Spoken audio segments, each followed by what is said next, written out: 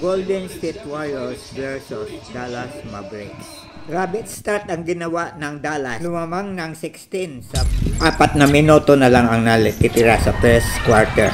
29-13. Pero nakahabol ang Warriors at pagkatapos ng first quarter ay lumamang pa sila ng isa, 32-31. At sa halftime nagtapos na 54-52 lamang ang Warriors ng dalawa.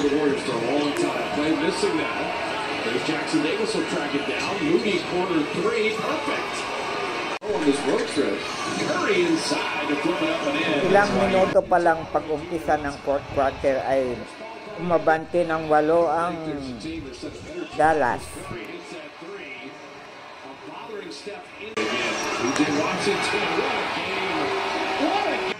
Nakahabol na naman ang Warriors. Naging 104-105 lamang ng isa ang Dallas. Nag-all ang kanilang score sa 106. Naging 106-108. 4 seconds na lamang ang natitira.